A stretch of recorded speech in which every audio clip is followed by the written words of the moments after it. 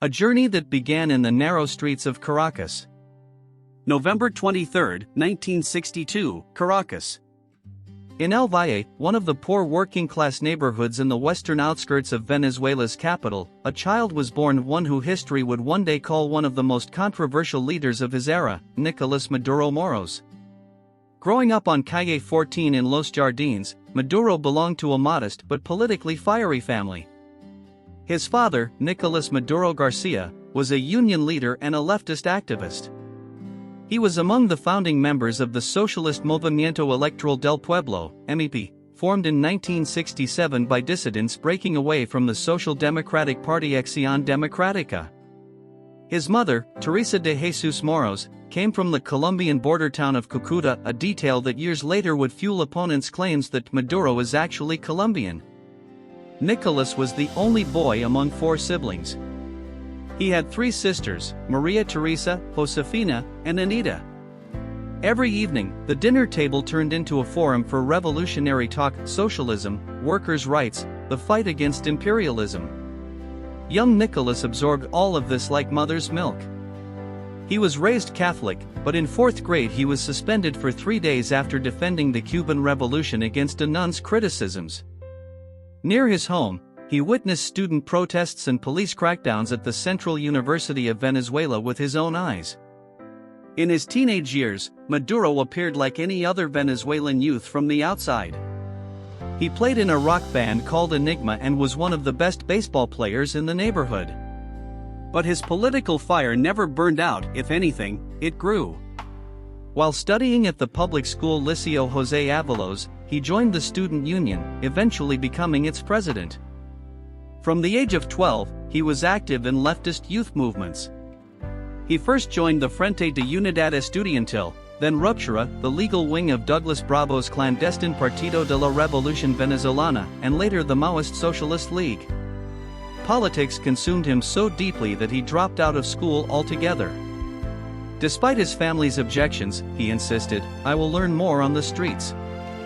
This decision would later become ammunition for opponents who mocked him as an ignorant, uneducated leader. But for Maduro, academic success meant little. What mattered was being with the people. A cadre shaped in Cuba. 1986 marked a turning point in young Maduro's life. The Socialist League sent this promising political organizer to Cuba. He spent a year at Havana's Nico López Escuela Superior de Cuadros, studying Marxist philosophy, political economy, Latin American history, and revolutionary tactics from dawn until dusk. The Cuban experience opened his eyes wide. Observing Fidel Castro's system firsthand, he thought, this is how it should be. A poor country surviving despite a U.S. embargo, offering education and healthcare to its people. When he returned to Venezuela, he was no longer merely a dreamer, he had become a trained, disciplined socialist cadre. A leader germinating behind the steering wheel. After returning, Maduro immersed himself in real life. In 1990, he began working as a bus driver for Metro de Caracas. While gripping the steering wheel with one hand, he held clandestine meetings and organized unions with the other. The Socialist League's strategy was to build a militant workers' movement from within the labor force. Every morning he dressed in his uniform and drove through Caracas's crowded streets, chatting with passengers, listening to their struggles, and learning firsthand about their daily battles. This period gave Maduro his greatest asset, the ability to speak the language of the people. He learned what poor neighborhoods hoped for, feared, and demanded. He became a union representative within the Transit Workers Union, quickly rising through the ranks. Trusted by colleagues, he defended workers' rights while simultaneously expanding political organizing. During the 1989 Caracazo uprising, when protests against economic reforms devolved into chaos and hundreds were killed, Maduro was in the streets. He saw the power of mass uprisings up close. A fateful encounter, Chavez. February 4, 1992. Everything changed in Venezuela. Young paratrooper Lieutenant Colonel Hugo Chavez Frias and leftist officers attempted a coup. The coup failed, and Chavez was arrested, but he appeared on television declaring they had not achieved their goals for now, por ahora. That phrase electrified millions of poor Venezuelans. 29-year-old Maduro was among those captivated. Watching Chavez on TV, he thought, "This man is different." A military officer taking the side of the poor. Maduro immediately began campaigning for Chavez's release. During this campaign, he met the second most important person in his life, Cilia Flores, a young, idealistic lawyer defending Chavez. Maduro and Flores grew close while visiting Chavez in prison. They shared the same fire, the dream of transforming Venezuela. Their friendship later turned into love, but first came the revolution. December 16, 1993, the most important day of Maduro's life. He met Chavez in prison for the first time. They talked for hours. Chavez laid out his vision, fulfilling Simón Bolívar's dreams, freeing Latin America from imperialism, and distributing Venezuela's oil wealth to the people. Maduro listened with shining eyes. "This is my leader." Chavez was released in March 1994 under an amnesty law. From that day on, Maduro became one of his most loyal allies.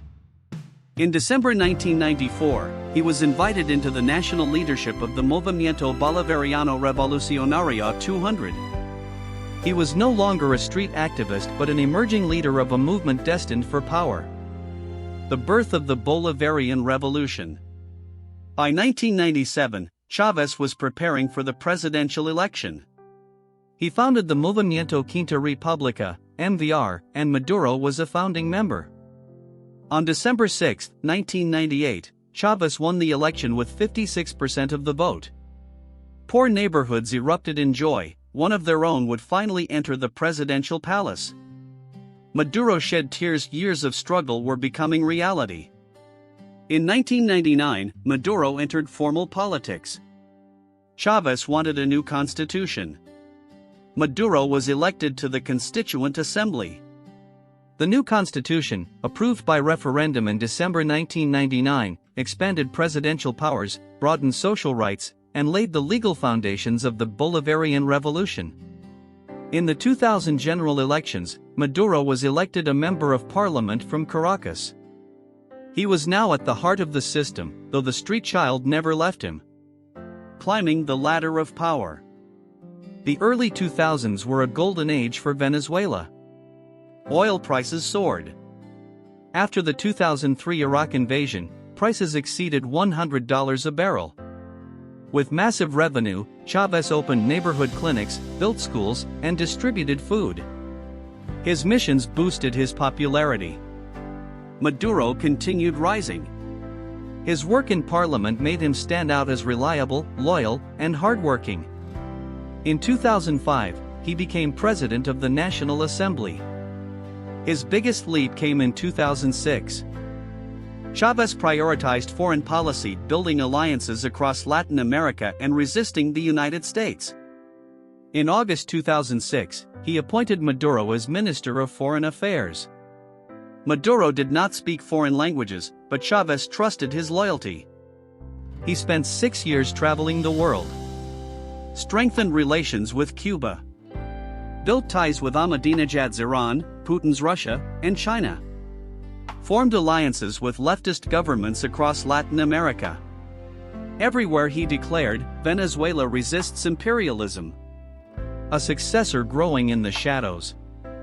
In 2011, Chavez received devastating news: cancer. The illness was first concealed but eventually revealed. Venezuela was in shock. Would their leader die?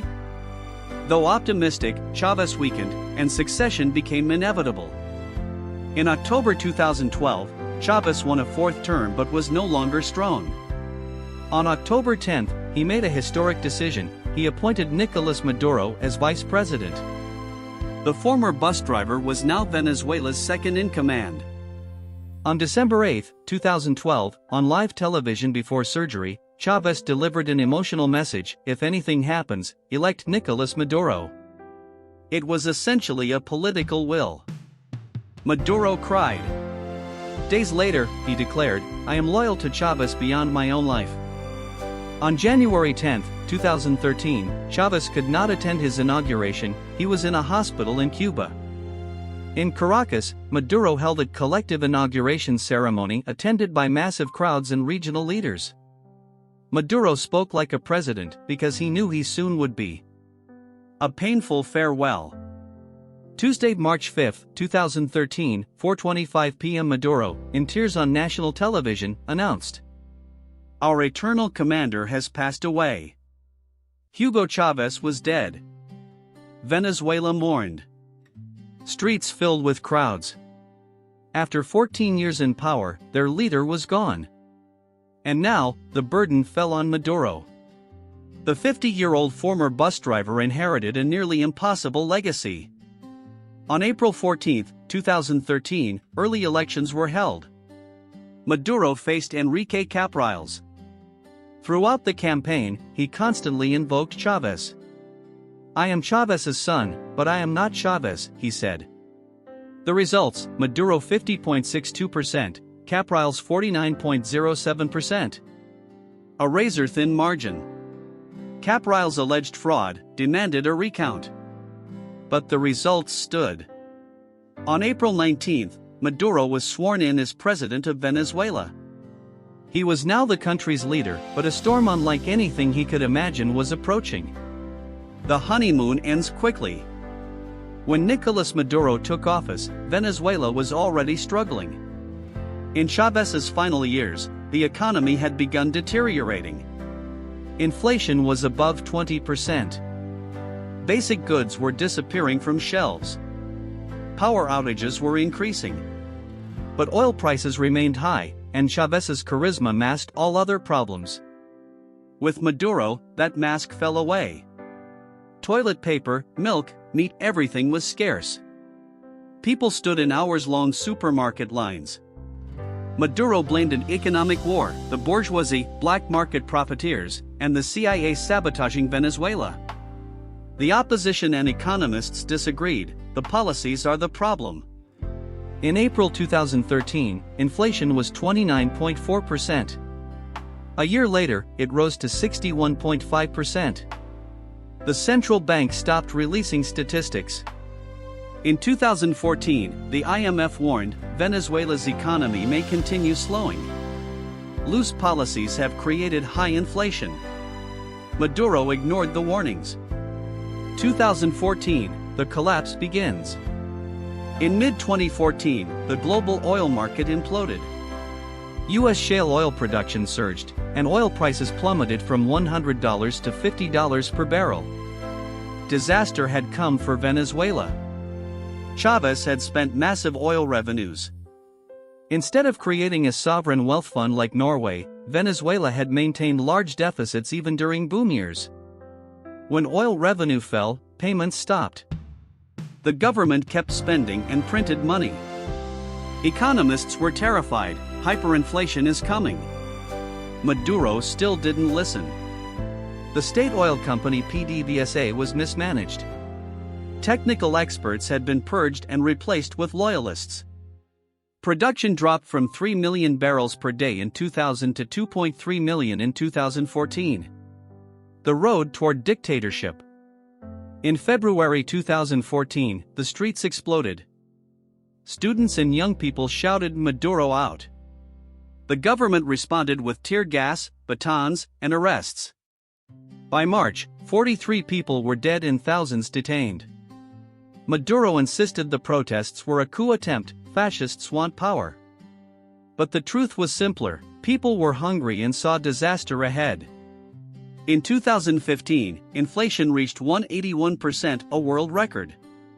In 2016, it exceeded 800%, the highest in Venezuelan history.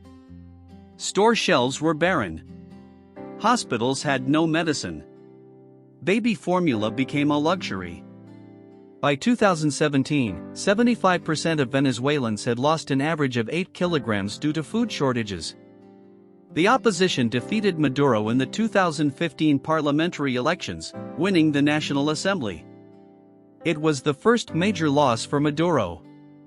In 2016, the opposition launched a referendum to remove him, but the Maduro-controlled electoral authority cancelled it. The word dictator began appearing next to Maduro's name. Foreign Affairs wrote full dictatorship. The OAS Secretary General declared, Maduro is becoming a dictator. 2017, constitutional crisis and bloodshed. In March 2017, the Supreme Court, packed with Maduro loyalists, announced it would assume the legislative powers of the National Assembly. Democratic mechanisms were effectively suspended. The Washington Post ran the headline, "What happens next in Maduro's dictatorship?" The streets erupted again, bigger and angrier than before. From April to July, protests occurred daily. Security forces used tear gas, plastic bullets, and live ammunition. By June, more than 60 people were dead and over 1,200 injured. In May, Maduro announced a new constituent assembly election. The opposition accused him of cementing dictatorship. On July 30th election day, at least 10 people were killed. The new constituent assembly declared itself the country's supreme power. The hell of hyperinflation. 2018 was catastrophic. Inflation hit 130,000%, among the worst in history. The IMF projected 10 million% for 2019, which nearly came true. Hyperinflation means prices double every 2 weeks. A loaf of bread costs twice as much tomorrow, 4 times as much the next day. Your salary must be spent immediately or it evaporates. The bolivar became worth less than toilet paper. Average daily income fell to 72 cents. Hunger became widespread. Hospitals lacked doctors, nurses, and medicine. People died from treatable illnesses.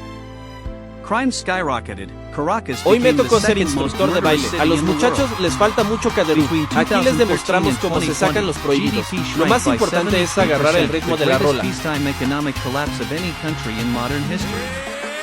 The Great Exodus, 8 million flee. El canguro no baila ni los From pollitos. 2015 Ahora vamos a on, ver cómo baila Venezuelans Michelle. began fleeing en masse. Ella sí tiene cómo defenderse. First thousands, then 20 hundreds puntos of para thousands. Michelle.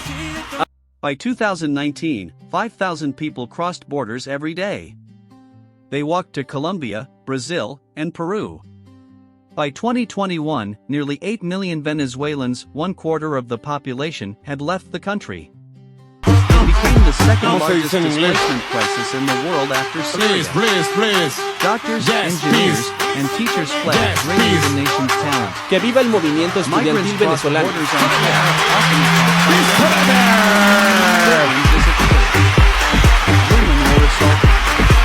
But still amid starvation, neighboring countries were overwhelmed. ¡Que viva la paz! Colombia took in millions. ¡Qué canción tan bella! La letra, para las más jóvenes, busquen la letra. Es una inspiración para todos los tiempos, es un himno para todas las épocas y generaciones que dejó John Lennon como regalo a la humanidad. ¡Que viva la memoria eterna de ese gran poeta y música, John Lennon! Listen to me. The US, EU, and most of Latin America refused to recognize the result. In Como January presidente de la 2019, República Bolivariana de opposition leader Juan Venezuela, Guaidó yo, declared himself Nicolás interim Maduro president. Moros, voluntariamente desde el Palacio de Miraflores, declaro que ratifico como Señor y dueño de Venezuela a nuestro Señor Jesucristo, mi presidente. Me radicalizo con Cristo y reconozco al único Dios real y verdadero, el único que adoro y honro, al Padre, al Hijo y al Espíritu Santo, que protege y protegerá a nuestra patria. Por eso lo declaro voluntariamente desde el Palacio Presidencial de Miraflores. Lo alabo, lo adoro y a él únicamente toda la... But the real cause was years of neglect. 2020, pandemic and partial liberalization. When COVID-19 hit, Venezuela was already in ruins. The health system barely existed. People were dying Gloria not por from the siempre virus but from y hunger. que se haga la paz en Venezuela, América del Sur y el Caribe. Que viva nuestro Señor Jesucristo, que viva el pueblo de Cristo y que se haga la paz. Muchas gracias. Gracias. Hay mucha forma de alabar tu nombre, de exaltarte, oh 95% Agradezco todo el apoyo que nos ha dado. Большое спасибо за поддержку, которую мы оказали. Un éxito grande para el mundo. Это ценность, это большое Continuó comunicación virtual. Ahora le toca a los profesionales. Inflation remained high, but hyperinflation ended. Y los estudiantes Still, soltaron sus none of pasos this más helped the sabrosos. average citizen inequality Ahora aprendan became el the paso highest in the OTS Americas. 421, de lo mejor de la clase 2024, obrera our para el stolen mundo. election. Aprendan de este pure. July 28, 1984 was critical for Venezuela. Presidential elections were held. The Polls people, showed opposition United candidate States, Edmundo war González of Caribe, Urrutia in the war lead. Sur America, no, Maduro was war deeply eternal, unpopular. no, The peace people wanted for change. America, yes. But losing Paren post-existential las risks mentes for y manos Maduro, enloquecidas international courts que awaited quieren him. llevar a Estados Unidos On otra vez election night, a una hours guerra passed without eterna results. en Sudamérica y Finally, en todo after midnight, el Caribe. the Electoral En Council nombre de held Dios, Elvis Padre Amoroso, Todopoderoso, a close ally of Maduro, decreto la paz announced that para Maduro had Venezuela won with y decreto la paz 51%. para el Caribe y Sudamérica. Gonzalez supposedly had 44.2%. Suspiciously, no polling station results were released. The opposition was ready. They had gathered returns from 85% of 30,000 polling stations. Their count, Gonzalez 67%, Maduro 30%, the largest opposition victory in 70 years. The streets exploded with protests. People shouted thief. Security forces cracked down. By late August, 749 people had been arrested and at least 11 had been killed. The world was shocked.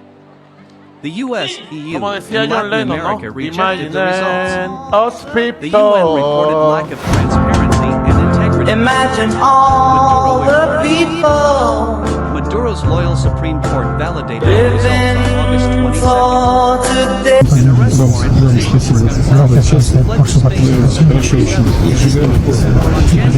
Выразительно. Muchas gracias. Felicitaciones. Seguro. The military supported him, and Russia and China stood behind him. The rightful winner was in exile, the dictator sat in the palace. Today, Nicolás Maduro is still president of Venezuela. At 63, he has held power for 12 years. But the legacy he leaves is devastating. GDP down 73% since 2013. 8 million citizens have fled. 95% poverty. Collapsed health and education systems. Y le doy toda la honra y honor al Espíritu Santo y declaro que el único Dios real y verdadero es el Dios Todopoderoso, a quien le doy toda la gloria. Y en esta guerra espiritual por los derechos de nuestro pueblo y la humanidad, declaro que no es con ejército ni fuerza, sino con mi espíritu, dice Jehová de los ejércitos. Zacarías 4:6. Y por eso, entendiendo que Dios nos ha dado el libre albedrío, pero yo como ciudadano and China provide economic and security support. Cuba supplies intelligence. Oil still brings some revenue. And the opposition is fractured, with leaders jailed or exiled. Maduro's story is, in truth, a tragedy. The former bus driver who climbed to the presidency may once have believed in justice. But power changed him, or perhaps he was always willing to do anything to stay in control. Today, while Venezuelan children starve, Maduro sings in the presidential palace. While millions live in exile, he delivers victory speeches. Democracy is dead, the people are in ruins, yet he continues talking about revolution. Nicolás Maduro's story is not over. But how will it end? How will history remember him? As an idealist who tried to save his people, or a tyrant who destroyed his country? The answer lies in the suffering of the Venezuelan people.